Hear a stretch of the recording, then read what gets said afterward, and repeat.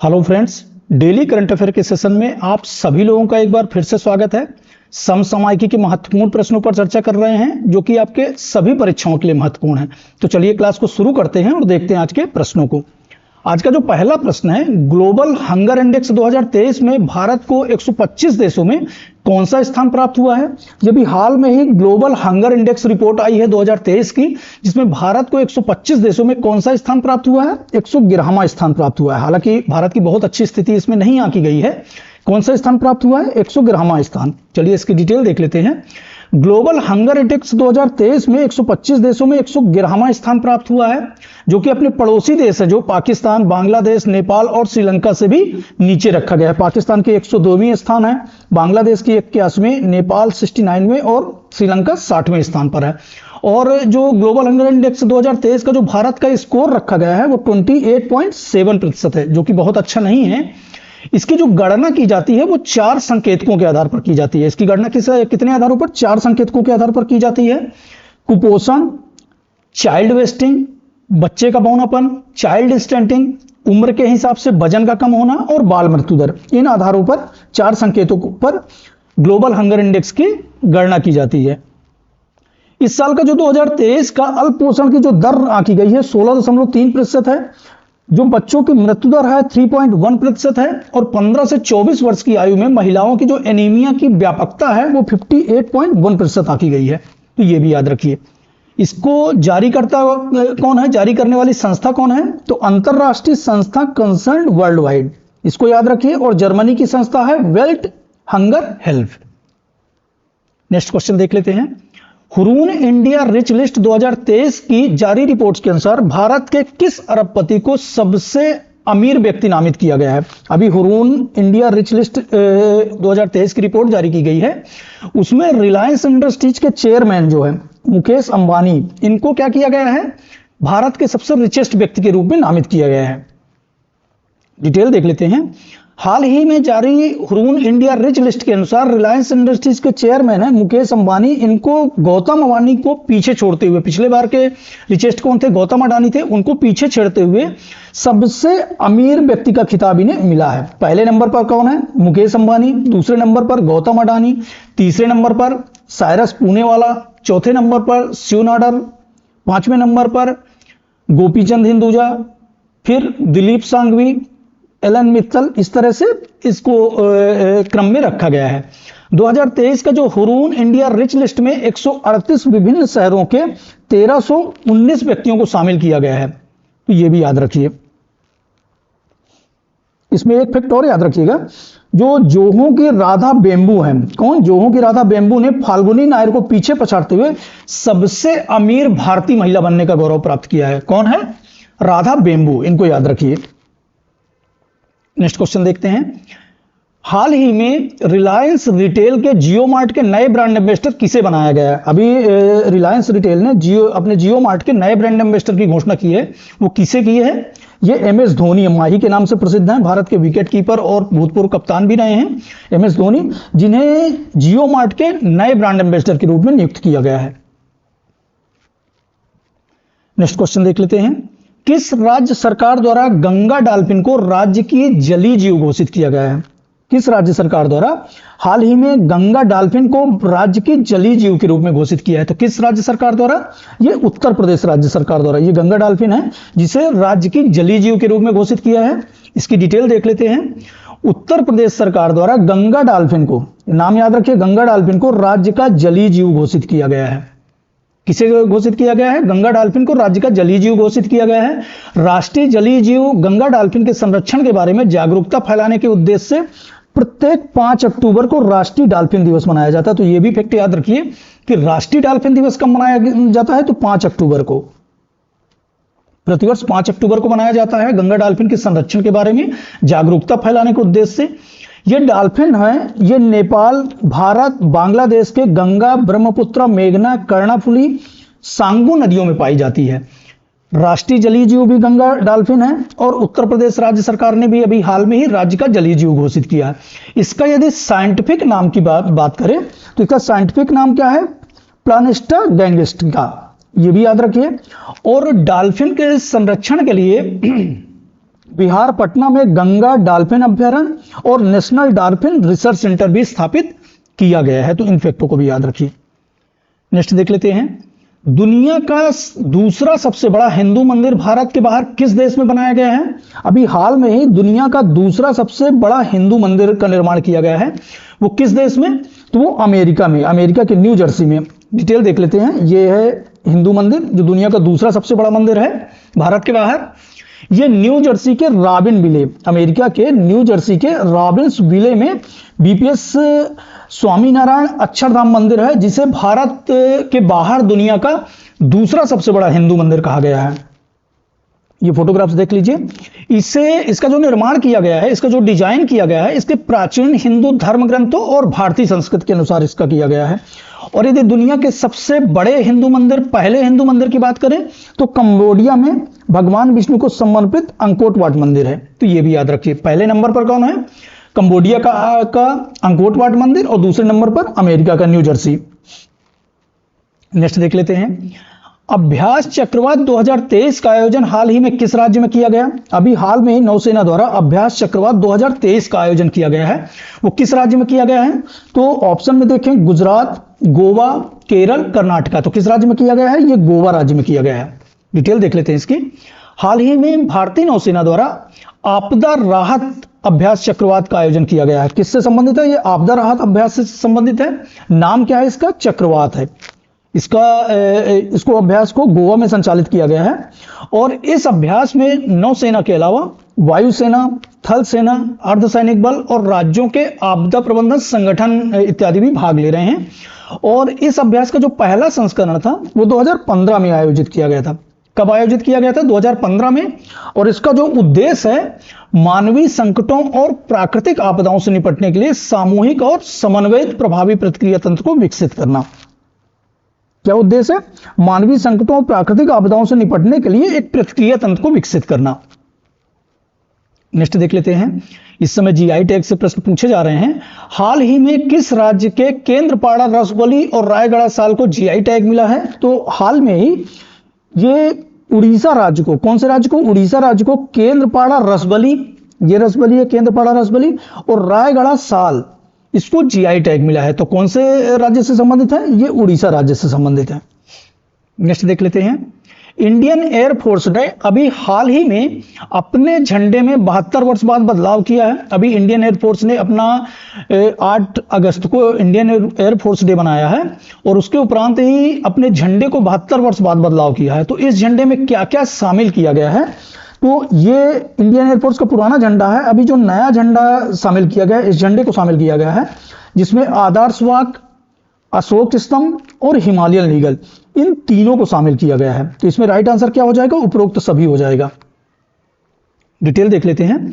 भारतीय वायुसेना ने उत्तर प्रदेश के प्रयागराज में भारतीय वायुसेना स्टेशन बमरौली में अपने झंडे का अनावरण किया, नए झंडे का। और इसका जो वाक्य है, इसका वाक्य क्या है? नभा स्पर्शम दीप्तम। इसको भी याद रखिए, नभा स्पर्शम दीप्तम। ये अभी नए झंडे को इसमें शामिल किया गया है, जिसमें तीनों चीजें इसमें शामिल की गई हैं। नेक्स्ट देख लेते हैं। भारत सरकार द्वारा इजराइल और फिलिस्तीन से भारतीय नागरिकों को वापस लाने के लिए कौन सा ऑपरेशन शुरू किया गया है?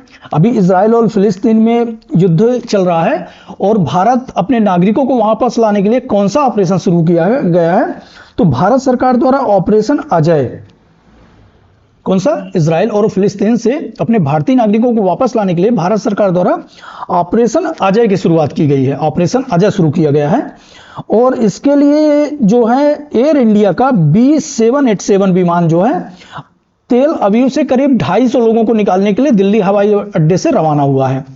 यदि अन्य ऑपरेशन की बात करें तो यहां पे ऑपरेशन गंगा यूक्रेन से संबंधित है, ऑपरेशन मैत्री नेपाल से संबंधित है, ऑपरेशन कावेरी सूडान से, ऑपरेशन करुणा म्यांमार से, ऑपरेशन इंसानियत बांग्लादेश से, और ऑपरेशन संकट मोचन ये दक्षिण सूडान से संबंधित है। तो इनको भी याद रखिए। ऑपरेशन अजय किससे? तो इजराइल और फिलिस्तीन से। नेक्स्ट देख लेते हैं। आईसीसी वनडे वर्ल्ड कप में सर्वाधिक शतक लगाने वाले कौन से भारतीय खिलाड़ी हैं? तो अभी हाल में ही आईसीसी वनडे वर्ल्ड कप चल रहा है, उसमें सर्वाधिक शतक लगाने वाले, अभी तक के वर्ल्ड कप जितने हुए हैं उसमें सबसे ज्यादा शतक लगाने वाले अभी रोहित शर्मा प्लेयर बने। कौन? रोहित शर्मा। और इन्होंने सचिन तेंदुलकर को, सचिन तेंदुलकर और रोहित शर्मा के 6-6 शतक थे, इन्होंने अभी हाल में ही शतक बनाकर सचिन तेंदुलकर के क्रॉस को, उनके रिकॉर्ड को अभी तोड़ा है। और अभी वर्तमान में कौन है? रोहित शर्मा है। ये भी याद रखिए, रोहित शर्मा 7 शतक हैं, सचिन तेंदुलकर के 6 शतक, कुमार संगकारा और रिकी पोंटिंग इनके 5-5 शतक हैं। तो ये भी याद रखिए। आईसीसी वनडे वर्ल्ड कप में सर्वाधिक शतक लगाने वाले भारतीय खिलाड़ी रोहित शर्मा बने हैं और ये उन्होंने अफगानिस्तान के खिलाफ, अभी वर्ल्ड कप जो चल रहा है उसमें अफगानिस्तान के खिलाफ 7वां शतक लगाया है। तो ये भी याद रखिए। अंतरराष्ट्रीय क्रिकेट में सबसे ज्यादा छक्के लगाने वाले भी खिलाड़ी रोहित शर्मा बन गए हैं। तो ये भी याद रखिए। इसके पहले यह रिकॉर्ड वेस्ट इंडीज के क्रिस गेल के नाम था, अभी ये रिकॉर्ड किसके है? भारत के रोहित शर्मा के नाम पर है। तो ये भी याद रखिए। नेक्स्ट देख लेते हैं। मंगलयान सोलर मिशन के बाद इसरो द्वारा गगनयान के लिए पहले परीक्षण उड़ान कब लॉन्च करने जा रहा है? अभी हाल में ही मंगलयान का सफल परीक्षण किया है, फिर सोलर मिशन आदित्य L1 का सफल परीक्षण किया है, उसके बाद इसरो जो है गगनयान का जो परीक्षण उड़ान लॉन्च करने जा रहा है वो कब करने जा रहा है? 21 अक्टूबर 2023 को गगनयान, इसरो द्वारा गगनयान का परीक्षण किया जा रहा है। इसकी डिटेल देख लेते हैं। केंद्रीय विज्ञान और प्रौद्योगिकी तथा अंतरिक्ष मंत्री जितेंद्र सिंह ने बताया है कि इसरो आगामी 21 अक्टूबर, ये डेट याद रखिएगा, 21 अक्टूबर को गगनयान मिशन का पहला परीक्षण उड़ान लॉन्च करने जा रहा है। गगनयान मिशन भारत का पहला अंतरिक्ष मानव परीक्षण है। कौन सा मानव परीक्षण है? पहला अंतरिक्ष मानव परीक्षण है। गगनयान से अंतरिक्ष यात्रियों को स्पेस में भेजा जाएगा। गगनयान परियोजना में 3 सदस्यों के चालक दल को 3 दिनों के लिए मिशन के लिए 400 किलोमीटर की कक्षा में प्रक्षेपित करके और उन्हें भारतीय समुद्र जल में उतारकर सुरक्षित रूप से पृथ्वी पर वापस लाकर मानव अंतरिक्ष उड़ान क्षमता का प्रदर्शन करना है। यदि हम भारत के चंद्रयान मिशन की बात करें तो चंद्रयान फर्स्ट 22 अक्टूबर 2008 को लॉन्च किया गया था। इसका जो लॉन्चिंग व्हीकल था PSLV XLC-11 था। इसको याद रखिए, डेट को याद रखिए। 22 अक्टूबर 2008 को चंद्रयान फर्स्ट, 22 जुलाई 2019 को चंद्रयान 2 GSLV Mark 3 के द्वारा लॉन्च किया गया था और चंद्रयान 3 अभी हाल में ही 14 जुलाई 2023 को चंद्रमा के दक्षिणी ध्रुव पर सफल लैंडिंग कराया था, 23 अगस्त 2023 को। तो ये डेट भी याद रखिए। LMB-3M4 के द्वारा, महत्वपूर्ण है, ये पूछा जाएगा क्वेश्चन। नेक्स्ट देख लेते हैं। हाल ही में चर्चा में रहा पोंटस, ये नाम याद रखिए, चर्चा में अभी हाल में ही पोंटस एक टेक्टोनिक प्लेट है, ये किस महासागर में खोजा गया? अभी हाल में ही पोंटस नामक का टेक्टोनिक प्लेट जो है वैज्ञानिकों द्वारा खोजा गया है। ये किस महासागर में? तो ये प्रशांत महासागर में। किस महासागर में खोजा गया है? पश्चिमी प्रशांत महासागर में इसको खोजा गया है। डिटेल देख लेते हैं इसकी। हाल ही में प्राचीन चट्टानों का अध्ययन करने वाले साइंटिस्टों द्वारा खोई हुई पोंटस नामक टेक्टोनिक प्लेट को खोजा गया है। नाम याद रखिए, पोंटस नामक टेक्टोनिक प्लेट को खोजा गया है। ये बोर्निया के वैज्ञानिकों द्वारा खोजा गया है और कहां पे? पश्चिमी प्रशांत महासागर में। इसको भी याद रखिए, पश्चिमी प्रशांत महासागर में खोजा गया है। और ये टेक्टोनिक प्लेट बहुत विशालकाय प्लेट थी। इसका जो 15 मिलियन वर्ग मील था, जो कि प्रशांत महासागर का लगभग 1/4 भाग है। तो ये भी याद रखिए, इसको भी हाल में ही खोजा गया है। नेक्स्ट देख लेते हैं। International organization for standardization ISO द्वारा अभी हाल में ही भारत के एक महिला पुलिस स्टेशन को मान्यता प्रदान की गई है। किसके द्वारा? ISO द्वारा। वो कौन सा पुलिस स्टेशन है? तो ये भोपाल महिला थाना है। कौन सा? भोपाल महिला थाना है, जिसको अभी ISO द्वारा मान्यता प्रदान किया गया है। देख लेते हैं डिटेल इसकी। मध्य प्रदेश के भोपाल का महिला थाना भारत का पहला ISO 9001/2015 द्वारा सर्टिफाइड थाना बन गया है। तो इसका जो राइट आंसर क्या हो जाएगा? भोपाल का महिला थाना, जिसे ISO ने मान्यता प्रदान किया है, सर्टिफाइड किया है 9001 के तहत। नेक्स्ट देख लेते हैं। G20 संसदीय अध्यक्ष शिखर सम्मेलन P20 के 9वें संस्करण का आयोजन किस स्थान पर किया गया? अभी हाल में ही G20 संसदीय अध्यक्ष का शिखर सम्मेलन, जिसको P20 पार्लियामेंट्री 20 के 9वें संस्करण का आयोजन किस स्थान पर किया गया है? तो ये नई दिल्ली में, और इसकी अध्यक्षता उद्घाटन किसने किया है? तो ये भारत के प्रधानमंत्री नरेंद्र मोदी द्वारा किया गया है। इसका राइट आंसर क्या हो जाएगा? नई दिल्ली। डिटेल देख लेते हैं इसकी।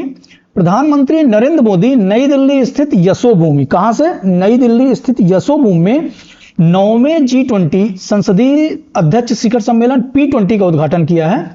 और भारत जो D20 की अध्यक्षता के थीम के अनुसार, जो इस साल के थीम है P20 की, एक पृथ्वी, एक परिवार और एक भविष्य के लिए संसद। ये थीम को याद रखिए, एक पृथ्वी, एक परिवार, एक भविष्य के लिए संसद। और P20 जो 9वां P20 शिखर सम्मेलन हुआ है, उसमें भाग कौन लिया है? तो G20 के सदस्य देश और आमंत्रित देशों के सांसदों के अध्यक्ष भाग ले रहे हैं, तो ये भी याद रखिए। नेक्स्ट देख लेते हैं। अभी हाल में ही सरस्वती सम्मान 2023 से सम्मानित किया गया है। तमिल लेखिका श्रीमती शिवशंकरी को 2022 में उनकी किस आत्मकथा के लिए महत्वपूर्ण सरस्वती सम्मान 2022 से सम्मानित किया गया है? तो कौन सी आत्मकथा है? सूर्यवंशम। नाम याद रखिए, सूर्यवंशम। तमिल लेखिका हैं श्रीमती शिवशंकरी जी हैं, देख लेते हैं। तमिल लेखिका श्रीमती शिवशंकरी को 2022 में उनकी आत्मकथा सूर्यवंशम, नाम याद रखिए, सूर्यवंशम को महत्वपूर्ण सरस्वती सम्मान से सम्मानित किया गया है। यदि हम सरस्वती सम्मान की बात करें तो 1991 से इसकी शुरुआत हुई थी, और ये कौन? के बिरला फाउंडेशन द्वारा इसकी शुरुआत की गई थी।